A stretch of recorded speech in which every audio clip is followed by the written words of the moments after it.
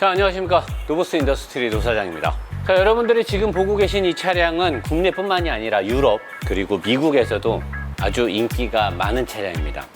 판매량이 많은지는 모르겠어요. 코나급이죠. 코나. 투싼보다는 작고 코나, 티볼리 뭐 그런 급인데 약간 좀 더 뭐 고급이라도 봐도 될 만큼 셀토스 이런 차량들이 경쟁차인데, 이 차의 하체 리뷰에서 제가 여러분들한테 알려드릴 포인트는 뭐냐, 차대 강성과 짜임새가 잘 돼 있느냐, 그 다음에 CVT 미션이 들어가 있고 3기통 엔진이 들어가 있단 말이에요. 3기통 엔진은 과거에는 경차들이나 쓰는 엔진이 아닐까라고 했는데, 직분사 시스템과 포트 분사를 같이 쓰고 있기 때문에 마력수가 꽤 나옵니다. 1300cc 치고는 156마력에 토크가 24 정도가 나오기 때문에 웬만한 2000cc NA 엔진, 일반적인 차하고 비슷한 힘이 나오는데, 몰아봤을 때는 그 힘이 더 많이 나오는 것 같기도 하고요. 그래서 그런 구성들을 알려드릴 거고, 현재 GM에서 쓰고 있는 이 3기통 가솔린 엔진은 사실 BMW가 먼저 쓰기 시작했고요. 많은 제조사들이 엔진의 베리에이션을 줄이고 생산의 공정을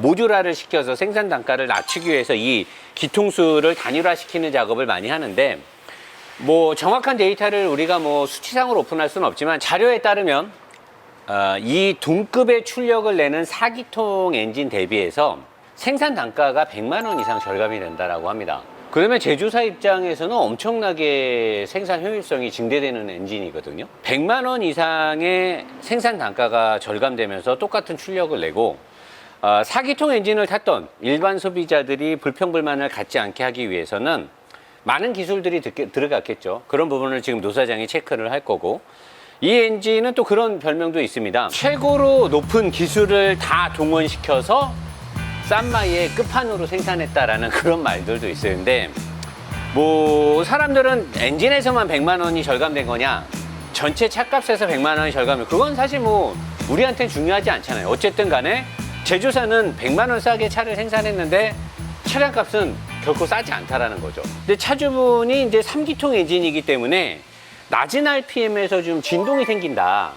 노사장님, 원래 3기통 엔진은 그렇습니까? 근데 이거는 제가 뭐 주행 중에도 3기통 엔진이 두 바퀴를 돌았을 때, 크랭크 축이 두 바퀴를 돌았을 때 모든 행정이 끝나거든요. 4기통 엔진은 180도에 한 번씩 폭파가 이루어지고, 6기통 엔진은 120도마다, 그 다음에 뭐 8기통 엔진은 더 조금, 그 다음에 12기통이 더 조금, 그러니까 두 바퀴를 돌 때 연차적으로 팡팡팡팡 터지는 것들의 회전각이 적으면 적을수록 엔진이 부드럽게 도는데, 이 3기통 엔진은 720도가 돌 동안 얘가 한 번씩만 터지는 거니까 하나당 약 240도의 크랭크 각을 갖고 있으니까 낮은 RPM에서는 진동이 생길 수밖에 없어요. 그래서 차주분이 이거 차 잘못 산 거 아닙니까? 그래서 제가 아니다, 3기통은 돌아가기 시작하면 부드럽게 도니까 걱정하지 말라 그러면서 제가 이런 부분을 걱정했더니 카타민 대표님께서 자기네가 후원을 해줄 테니까 차주분들이 진동이 심하다 그러면 카타민을 넣어줘라.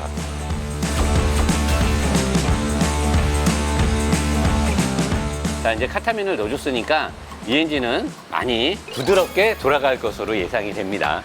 자, 그래서 이 3기통 엔진에서 이제 뭐가 달라졌는지만 여러분들한테 제가 포인트를 알려드릴게요. 여기에 있는 게 직분사 펌프고요.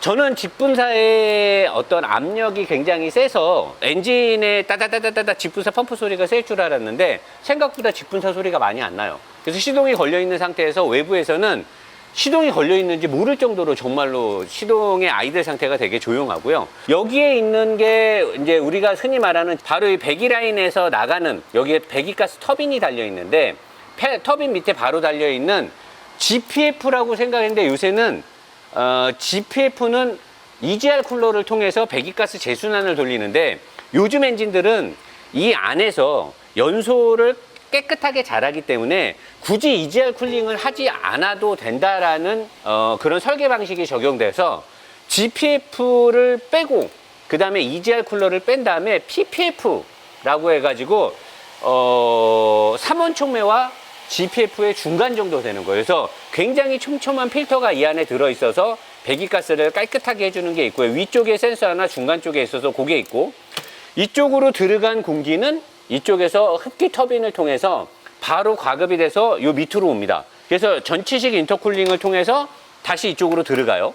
그리고 이 3기통 엔진의 가장 색다른 거는 물론 배기가스 EGR 쿨러가 없기 때문에 그 배기가스 재순환을 안 하기 때문에 실린더 위쪽으로 오는 이쪽에서 포집을 해서 블로바이 가스를 해서 다시 이쪽으로 들어가는 것도 있고, 이쪽 헤드 위쪽으로 나오는 것도 다시 이쪽으로 집어넣는 것도 있고 해서 여러 가지 관들이 보이는데, 요 여러 가지 관들이 새로워진 이 엔진의 특징이에요. 뭐냐면 엔진을 간소화시키고 단가를 줄이기 위해서 또는 냉각을 잡기 위해서 굉장히 큰 전자식 워터펌프를 앞에다 하나 두고 그 전자식 워터펌프 앞에 수많은 파이프들이 달려요.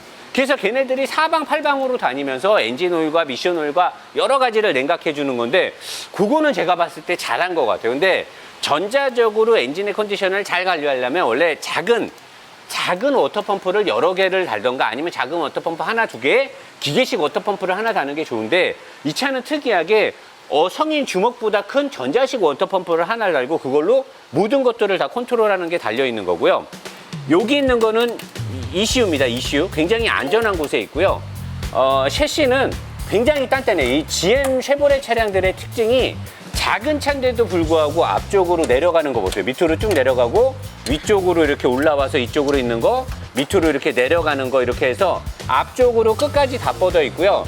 휠하우스 부분이 A필러 끝단에 연결되어 있기 때문에 여기에서도 굉장히 강한 강성을 내고, 요 밑으로 나간 사이드 패널하고 요 위쪽으로 나간 사이드 패널이 인사이드 패널 요거 내려간 거랑 여기에서 만나가지고 두 군데서 전방의 어떤 비격각이라든가 전방 사고에 대비를 해주고, 여러분들이 이 차를 몰아봐도 느껴지는데요. 구조상을 보거나 옆에서 보거나 밑에서 봐도 셰시와 바디 프레임의 강성이 굉장히 강하게 돼 있음을 느낄 수 있습니다.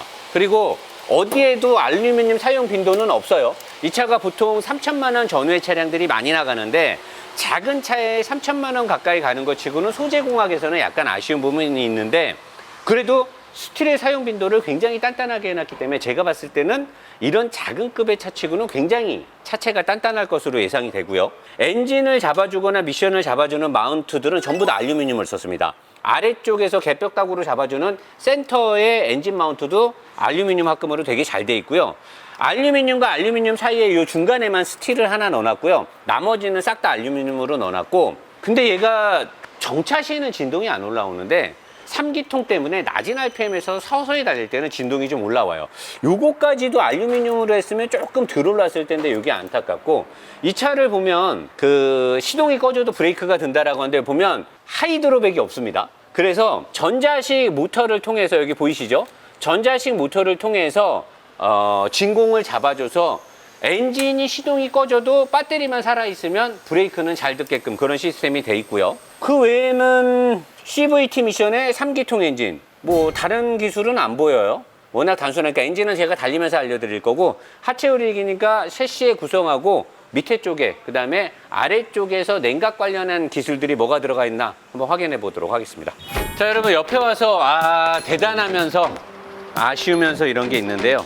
일단은 우리나라 차에서는 보기가 되게 힘든 이 강한 프레임의 구조들이 여러분 딱 봐도, 여기 보시면 인사이드 패널이 앞으로 나가서, 보통 우리나라 차는 이거 하나가 나가고 끝나는데 얘는 지금 인사이드 패널이 나가서 위에서 휠하우스 외부를 감싸고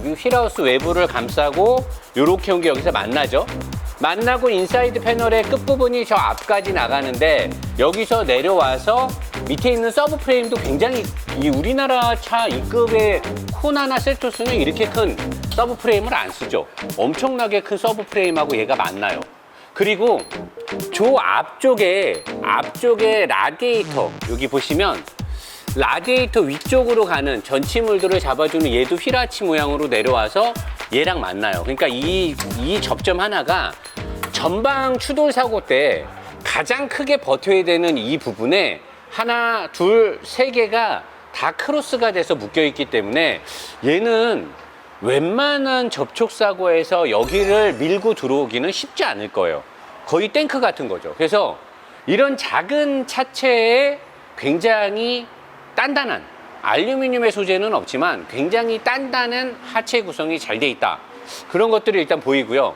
그리고 좀 좋으면서도 단점으로 볼 수 있는 건 밑에 서브 프레임이 굉장히 큰데요. 이 되게 큰 서브 프레임을 인사이드 패널하고의 이 접점 부위를 이렇게 브릿지를 넣어갖고 잡아놨는데, 여기도 보면 어떻게 보면 브릿지죠. 이렇게 브릿지를 넣어서 잡았는데, 이렇게 되면 하체 쪽의 잔진동이 그대로 차를 타고 들어올 때 여기서부터 아래쪽에서 생겨서 이렇게 위로 올라가는 게, 브릿지를 타고 올라가게 되면 파동의 변화가 있던가 아니면 진동의 전달 효과가 극대화될 수도 있어요. 그래서 아래쪽에서 생기는 잔진동과 불쾌지수는 차체를 타고 퍼질 수가 있죠. 그래서 이 차를 타면 처음에 저는 뼈대의 구성이 강하게 돼 있다라는 건 생각을 못 하잖아요. 제가 이걸 하체를 보는 게 아니니까. 처음에 차를 받아서 운전할 때, 아, 승차감 더럽네. 완전히 싼마이의 끝판왕인데? 막, 이거 너무한 거 아니냐고. 이건 너무한 거 아니냐고. 이렇게 해놓은 거, 이건 진짜 욕이 절로 나올 정도로 그런 느낌이 든단 말이에요. 근데 이 차를 계속 타면, 다른 느낌이 들기 시작해. 어떤 느낌이 드냐면, 이 풍부한 댐퍼의 쇼바감. 댐퍼가 두껍고요. 이 댐퍼는 이 차에 유일하게 한 군데 딱 쓰인 알루미늄이 있어요. 너클함. 앞바퀴 쪽에 너클함을 알루미늄을 썼는데, 이 너클함, 알루미늄 너클함을 통해서 풍부한 댐퍼를 타고, 그 다음에 스프링의 건성도 약간은 탄탄하지만 부드러움을 내포하고 있거든요. 그리고 승차감을 위해서 발악했다는 건 뭐가 있냐?